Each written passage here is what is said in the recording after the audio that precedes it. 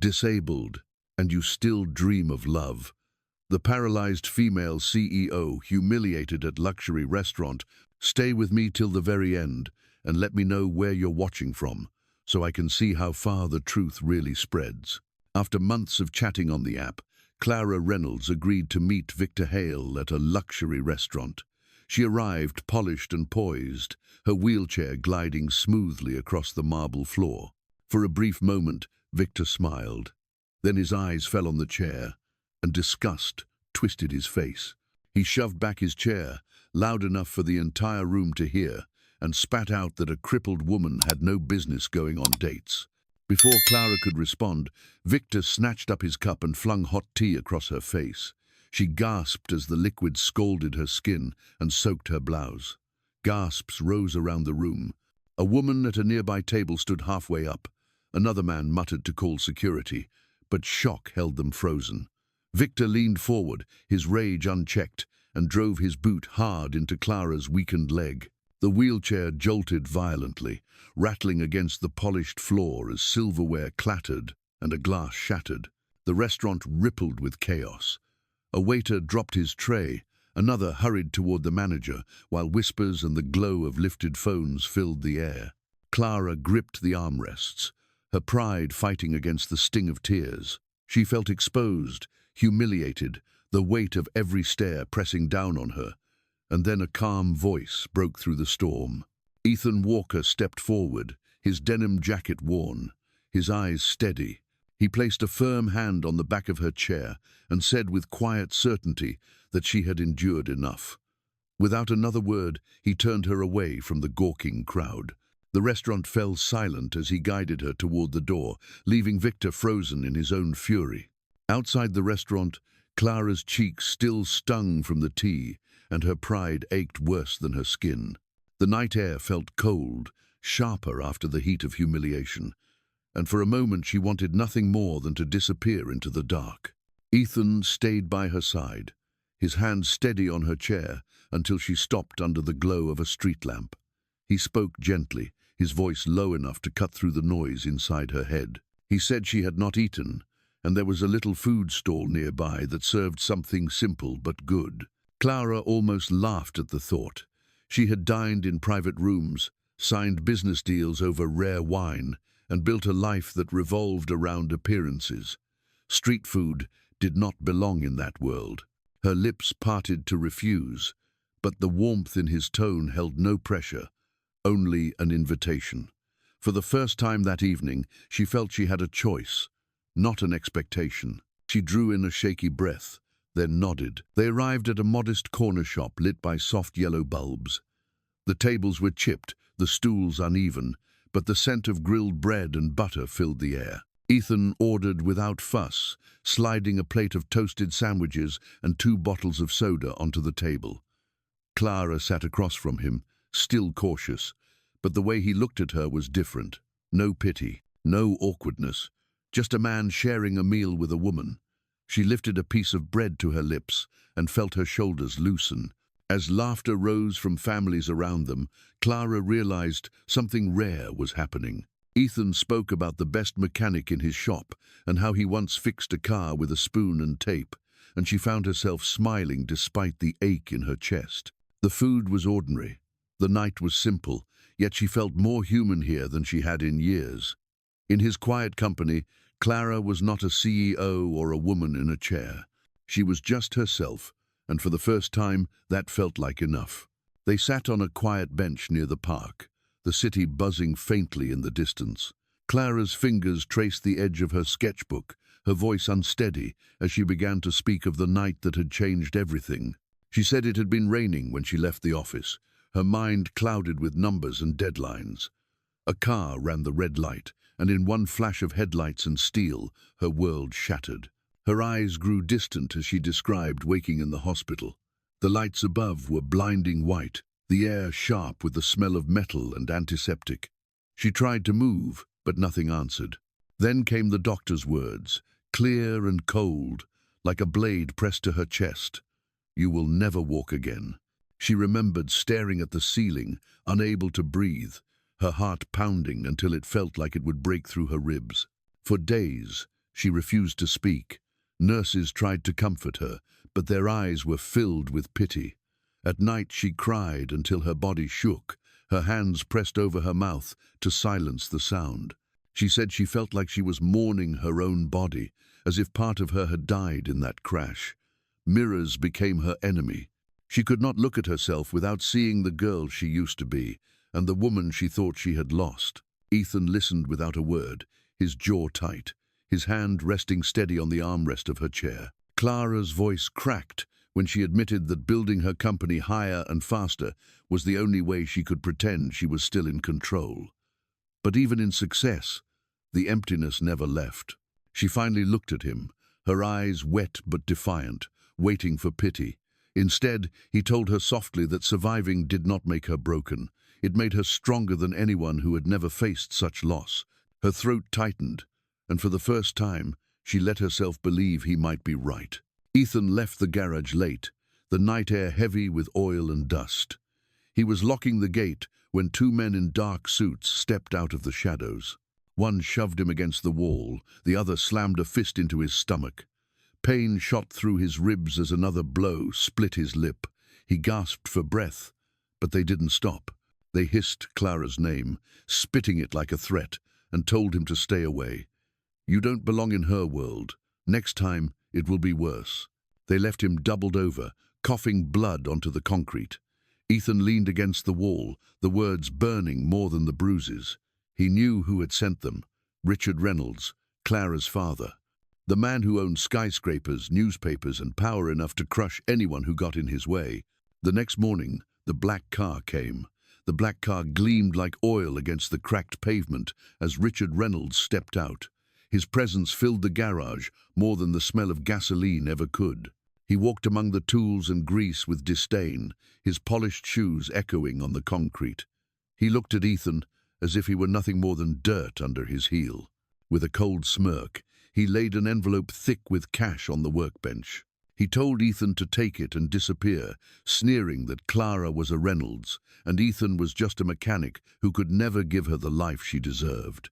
Ethan's fists clenched until his knuckles whitened. He wanted to throw the envelope back at Richard's face, but the older man's final words cut deeper than any punch. If you stay, I will destroy you. And worse, I will destroy her. Richard left without waiting for a response, his footsteps sharp, leaving the envelope like a curse behind. The sound of the car door slamming lingered long after he was gone. Ethan stood frozen, his jaw tight, his body shaking. He stared at the envelope, the weight of it pressing down on him like chains.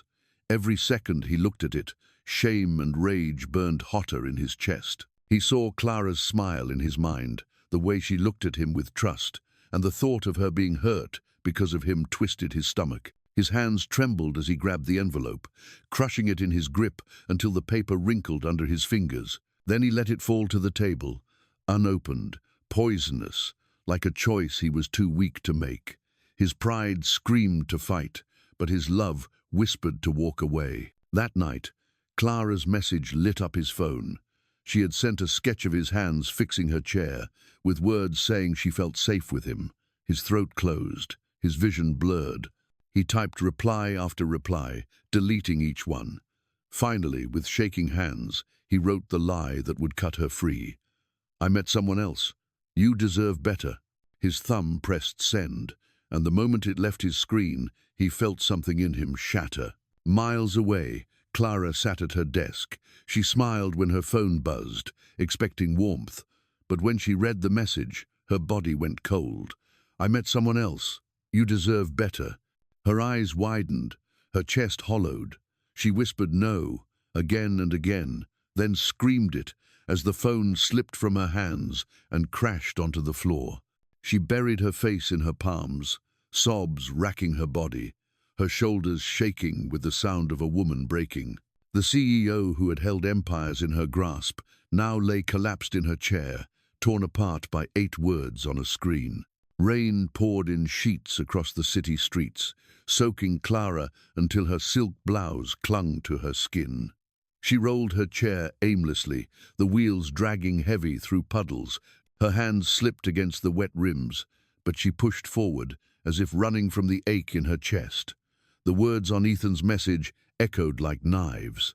"I met someone else. You deserve better." Every turn of her wheels was another stab of disbelief. At the corner, headlights cut through the rain. A car swerved too fast, its horn blaring. Clara's wheel caught in a crack, her body jolted, frozen with fear. The car barreled closer, and she braced for impact, eyes wide with terror. Suddenly, strong arms wrapped around her, lifting her from the chair in one motion. She was pressed against a chest, she knew, warm, even through the rain. Her eyes snapped upward, and through the blur of water she saw him, Ethan. His face was bruised, lips split, rain running down his jaw as his chest heaved. He clutched her, as if letting go meant losing her forever. She gasped his name, her voice breaking. He held her tighter, trembling as much as she was. She choked out that he had left her, that he had broken her with his message. His forehead pressed to hers, his voice raw as he said he lied. He told her her father had sent men to threaten him, had come himself to tear them apart. He admitted he thought disappearing would protect her. His voice cracked as he whispered he had never stopped loving her. Tears mixed with rain on Clara's cheeks. She gripped his jacket with trembling hands, shaking her head. She told him she never needed protection from him, only his presence. What she needed was for him to stay, to fight beside her, not to vanish. The words left her in sobs, but they were true. Ethan's hand cupped her face, his thumb brushing rain and tears alike. He whispered how sorry he was, how much it tore him apart to lie to her. Clara's lips trembled, and before either could speak again, she pulled him close. Their mouths met in a desperate kiss, rough and unsteady, but filled with every word they had been too afraid to say. The city blurred around them, the rain hammering down, but none of it mattered. For the first time since the night at the restaurant, Clara did not feel humiliated or broken. She felt whole, wrapped in arms that chose her in the storm. When they finally pulled apart, their foreheads rested together, their breaths ragged. She whispered that she wanted him, no matter the cost. He smiled through tears and said too late to turn back. In that moment, standing in the rain with the world rushing around them, they chose each other, not out of pity, not out of fear, but out of love that had survived everything thrown at them. The rain had barely dried on their clothes when Clara rolled through the marble hall of her father's estate with Ethan beside her. The chandeliers glared cold light, reflecting off the polished floor, but Clara's eyes did not waver. Richard Reynolds stood waiting near the fireplace, hands clasped behind his back, his stare sharp as steel.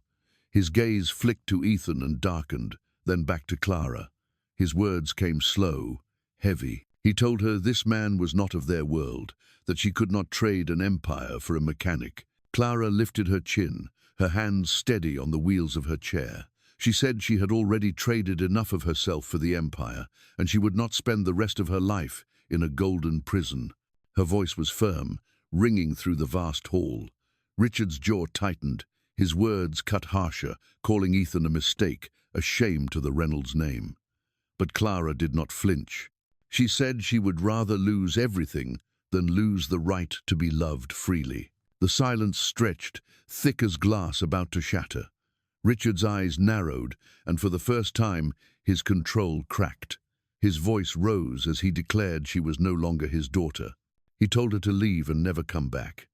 The words sliced through the air, final and merciless. Clara's chest ached, but she refused to let tears fall. She turned her chair toward the door, Ethan walking steady beside her. The echo of their exit filled the empty corridor. Outside, the evening air smelled of pine and freedom. Clara drew in a deep breath, her shoulders lighter than they had been in years. For the first time, she felt she had chosen herself, not the empire, not her father's expectations. She looked at Ethan, his presence solid, and whispered that she was finally free. He took her hand, and without another word, they walked away from the house that had caged her, into a life that was truly her own. Months later, the garage was transformed. Strings of lights hung from the rafters, and wild flowers lined the tables. Friends, neighbors, and a few co-workers gathered. their laughter filling the air. It wasn't glamorous, it wasn't grand, but every smile, every hug came from love, not duty. Clara sat in her chair, her face glowing, as Ethan adjusted his wrinkled shirt with nervous hands. The small celebration felt more real than any gala she had ever attended.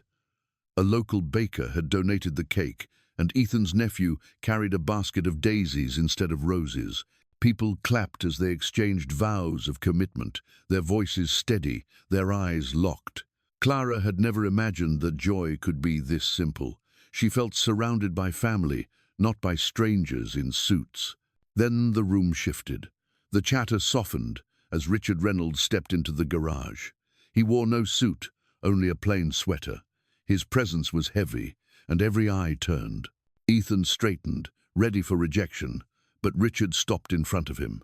He said nothing, his hand extended, firm, unshaking. Ethan hesitated, then gripped it tight. The garage erupted in applause, not loud, but warm, like a collective sigh of relief. Clara's eyes filled, though she looked away before her father could see. Later, after the cake was cut and the guests wandered outside, Ethan whispered for her to come with him. He wheeled her down a narrow path to the beach behind the garage. The waves rolled gently, the sky painted with the last light of day. He knelt, lifting her carefully, holding her close as her bare feet touched the sand for the first time in years. Clara gasped, tears already streaming. With his arms steady around her, she took one step, then another. Her legs trembled, but she leaned on him, and together they moved forward. She whispered that he had caught her when she was falling, in every way. He brushed the hair from her face and told her he would never let go. The waves whispered. The breeze carried salt and hope, and Clara knew that love had healed what she thought was lost forever. As the waves whispered behind them and the night settled soft over the shore, Clara leaned into Ethan's arms with a smile that carried both peace and promise. Their story had begun in pain, yet it led them here, to healing and freedom. What they found was not wealth or power, but the quiet strength of love that stayed, even when the world tried to tear it apart. This is a story about courage, about choosing each other in the storm, and about believing that broken pieces can still form something whole. If this story touched your heart, please remember to like, share, and subscribe to Emotional Echoes, the place where true accounts and moving fiction come together to heal, uplift, and remind us of life's deepest values. Until next time, take care of yourself and keep your heart open. Don't forget to subscribe Emotional Echoes for more soul-stirring stories. Thanks for listening.